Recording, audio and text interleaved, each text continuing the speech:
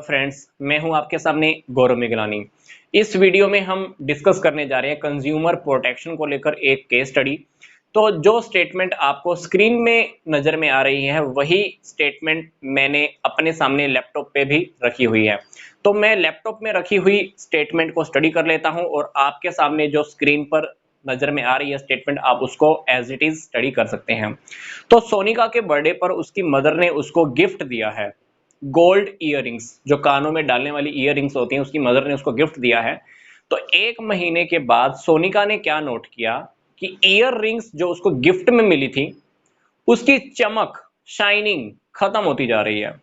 तो उसने ध्यान से देखा इयररिंग्स पे जो स्टैंडर्ड हॉलमार्क होना चाहिए था, वो हॉलमार्क कौन सा, क्वालिटी का, कि ये सुपर क्वालिटी का है, यह सबसे अच्छी क्वालिटी का ये ईयररिंग है, वो हॉलमार्क सोनिका ने देखा ईयररिंग पे था ही नहीं।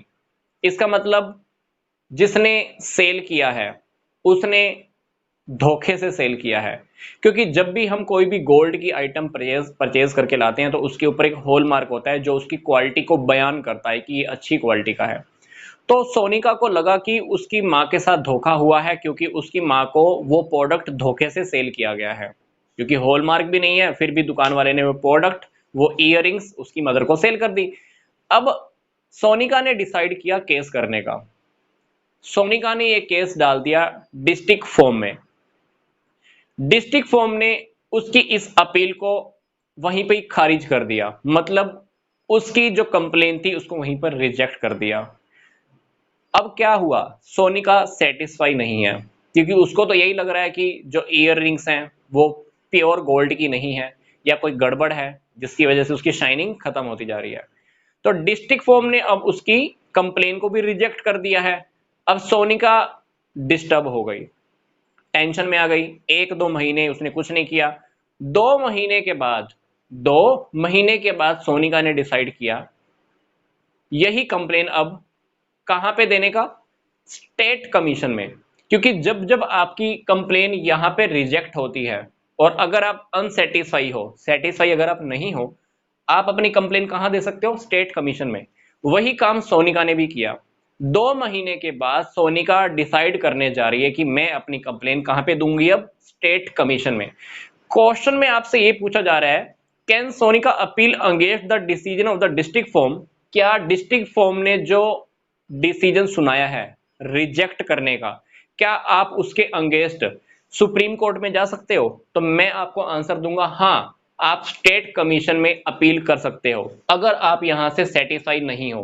पर हमको कंप्लेन यहां पर जो करनी है 30 दिन के अंदर करनी होती है। इस केस में सोनिका ने क्या किया, 2 महीने के बाद वो यहां पर अपील करने जा रही है। अब 2 महीने के बाद कहां कंप्लेन करने जा रही है, स्टेट कमीशन में। उसको करना क्या चाहिए था, जैसे ही यहां से फैसला आया उसको 30 दिनों के अंदर यहां पर कंप्लेन कर देनी चाहिए थी, पर 2 महीने बीत चुके हैं, वो लेट हो चुकी है। तो इस केस स्टडी के अकॉर्डिंग सोनिका स्टेट कमीशन में अपील नहीं कर सकती। मैं आपको फिर से रिपीट कर रहा हूं, अगर आप डिस्ट्रिक्ट फॉर्म से आए डिसीजन से सेटिस्फाई नहीं हो तो जिस दिन डिसीजन आया उसके ठीक 30 दिन के अंदर आप यहां पे अपील कर सकते हो। पर 1 महीने से ज्यादा अगर समय बीत जाता है तो डेफिनेटली आप स्टेट कमीशन में भी अपील नहीं कर सकते।